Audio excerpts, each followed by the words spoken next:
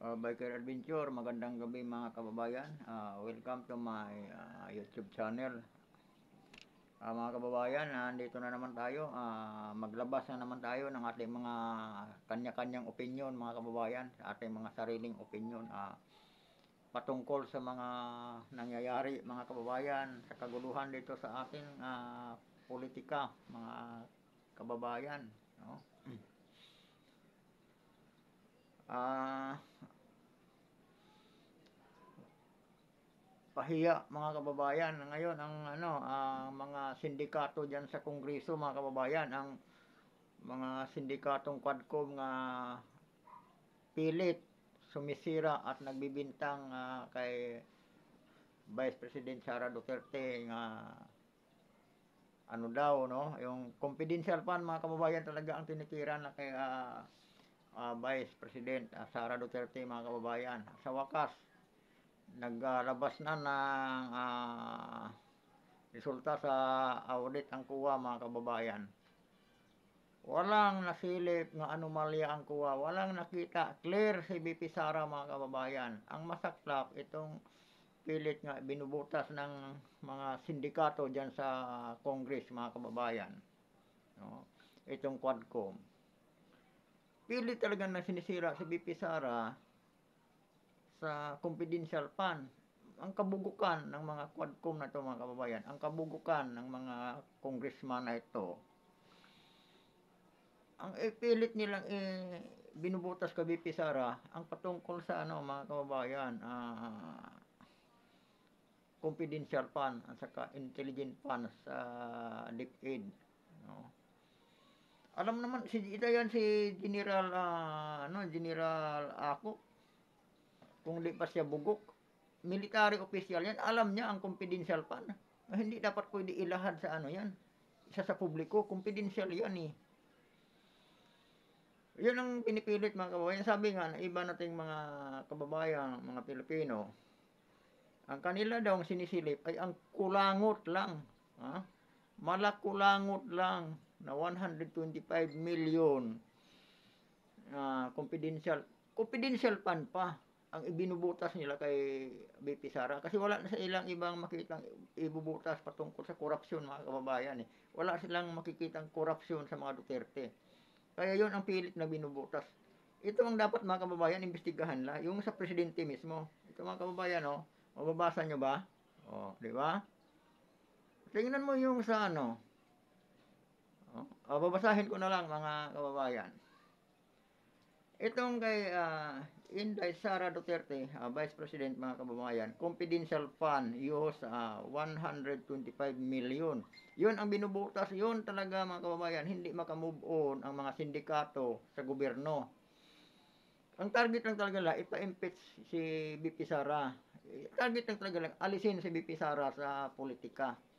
Ipapahiya na upang malinis nila ang kanilang daan patungo sa 2028 presidential election mga kababayan, kasi ang pinuno ng mga sindikato ay gustong magiging ambisyon niya, gusto niyang magiging presidente, susunod nga presidente sa Pilipinas. Kaya lang malabo 'yun mga kababayan, malabong mangyari 'yun, no? Ang importante, ang dapat mga kababayan magtuunan ng pansin itong anomalya nga ginagawa ng ating presidente si Bongbong Marcos, President mga kababayan. Ang confidential fund ni Bongbong Marcos mga kababayan, ng ating presidente, ay 4.5 billion mga kababayan. 4.5 billion. Hindi man lang tinatanong yan ng mga sindikato. Sa bagay, ito si BBM, leader to na sindikato. No? Pero ang pinaka-ambisyoso talaga, pinuno ng mga sindikato sa Congress mga kababayan ay si Tambaloslos. No? Ito mga kababayan, yung masabi natin sindikato to sila. Itong billion budget anomaly ng ating presidente mga kababayan. Gold bar, 125 billion. Nagbinta po sila mga kababayan ng ating stock, ang ating tawag nito. Sa gold bar mga kababayan, sa Central Bank nakalagat itong na to gold bar na to, no? Nagbenta sila, ito ang ano nito halang halaga 125 billion. Ilang tons of gold ito mga kababayan na kanilang pinalusot, no? Oh, 125 billion. Dapat imbestigahan 'yan. Pero hindi yan inimbestigahan ng mga ano sindikatong Quadcom eh. Doon sila sa kulangot nga 125 million, confidential fund pa ng Vice President. Taon-taon na yan napag-usapan mga kababayan. Hindi sila makamove kasi yun lang ang ginagawa nilang pambutas sa presidente. Obvious naman, makikita naman lahat ng mga Pilipino nahahalata na yung ano nila eh. Nakatutok ng kay Sara Duterte. Pangalawa mga kababayan, itong sa ano, GSIS 62.5 billion. Nasindikato din to mga kababayan, no? Nasindikato na ang 125 billion nga ano sa gold natin mga kababayan. Sinunod pa ang 62.5 billion sa GSIS, pondo ng GSIS mga kababayan, no? Pira to ng mga government employee mga kababayan. Di ba? Oh, nasaan to napunta? Nasa mga kamay ng sindikato. Ano ang sa mga sindikatong Quadcom? Pumalag ba? War on drugs ni PRRD ang inimbestigahan nila, no? Confidential pa ni BP Sara inimbestigahan nila. Pero itong bilyon-bilyon mga kababayan, tahimik sila dito. Ano ginagago tayong mga Pilipino? Is mga kababayan, sama ako dito, pera namin to, ha? 62 billion na sindikato uli. Ilang bilyon na mga kababayan? Bilyon ang pera nga kinakamkam ng ating presidente. Ngunit ang kulangot nga confidential fund nga 125 million ng Vice President nga nagamit pa ng maayos, ayun pa ang binubusisi nila mga kababayan. Di ba? Tuloy tayo mga kababayan. LBP, ano ba itong LBP na to? Land Bank of the Philippines ba to? 62 billion. Oh, ilang bilyon na mga kababayan? Diba? Hindi milyon ang pag-usapan to, bilyon talaga. Oh. Napapasakamay na naman ng mga sindikato sa ating gobyerno. DBP, Development Bank of the Philippines, sa ito mga kababayan, 62 billion. Oh. Napapasakamay na naman ng mga sindikato sa ating gobyerno. Anong masasabi nyo dito mga kababayan? No? PDIC, itong PDIC, nakalimutan ko meaning nito. Ano yata to? Philippine Depositors Insurance Corporation. Ano ba to? Basta parang ganun to mga kababayan. Nakalimutan ko. Matagal-tagal na kasi akong naalis sa bangko. Alam ko to dati kasi sa bangko ako naka-duty. No? PDIC mga kaibigan. Alam ko to PDIC basta ano to? Philippine Depositors Insurance, ano to mga kababayan, sa bangko. 117 billion, napapasakamay na naman ng mga sindikato, mga kaibigan, mga kababayan. Tapos, itong PhilHealth ang malupit, mga kababayan. Ito talagang PhilHealth kasi kasama, pira namin to eh. Pira namin to, pira natin to mga kababayan. Hindi to pira nang galing sa kaban ng gobyerno. Pira to na contribution to ng mga ano. Pati yung sa PhilHealth, sa SSS mga kababayan, contribution yan eh. Tapos, napunta lang sa kamay ng mga sindikato sa ating gobyerno. No? PhilHealth mga kababayan, 89 billion. 89 billion PhilHealth ha. Napunta na naman sa kamay ng mga sindikato sa ating gobyerno. Flood control project mga kababayan. 500 billion. Di ba? Itong matindi kababayan, ilang bilyon na ito mga kababayan. Itotal nyo, mahina ako sa matik-matik. Una, gold bar, 125 billion. GSIS, 62.5 billion. SSS, 62 billion. Land Bank of the Philippines, 62 billion. Development Bank of the Philippines, 62 billion mga kababayan. PDIC, 117 billion. Ninanakaw ng ating presidente.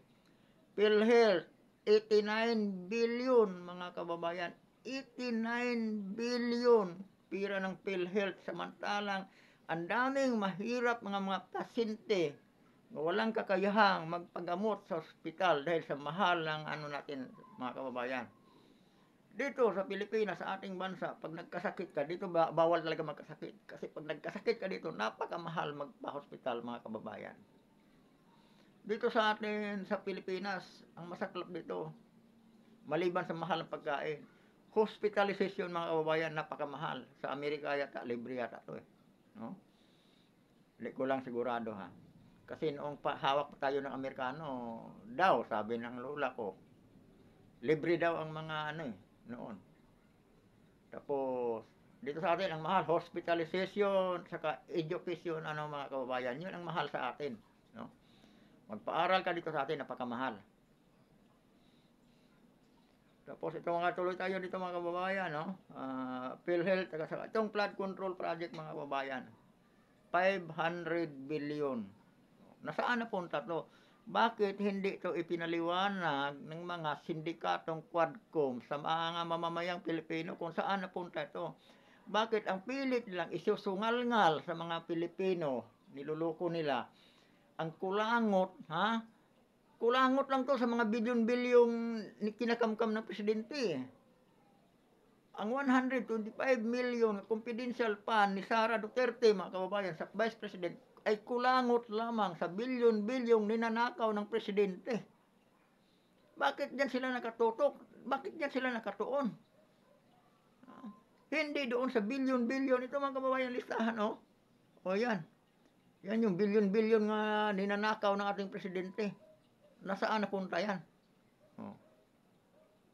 Diba? Tapos walang infrastructure project mga kababayan na nasimulan. Ito sa atin mga kababayan, naglalabas lang tayo ng ating mga opinion. Yung mga opinion nyo, iba rin sa opinion. Yung opinion ko mga kababayan, yung nasa nakikita natin sa nangyayari, ginagawa ngayon ng ating mga sindikato dyan sa kongreso mga kababayan.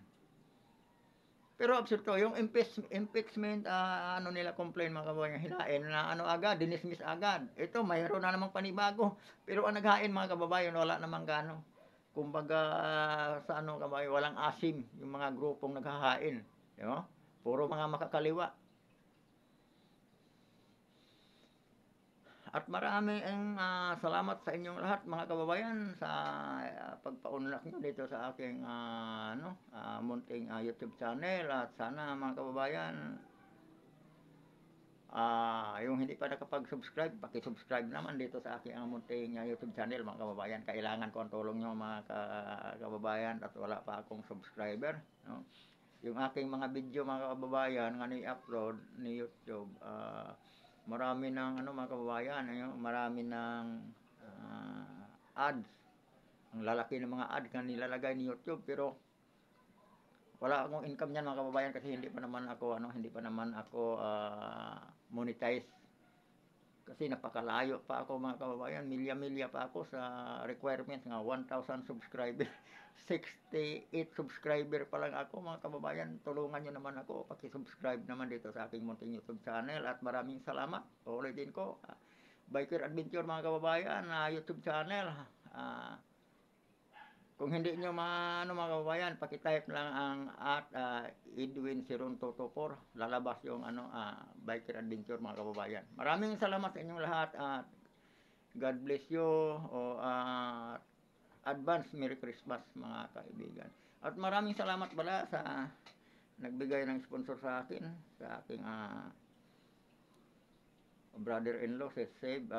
Maraming salamat sa 50,000 at saka kay sino ba yung isang nagbigay ng 5,000.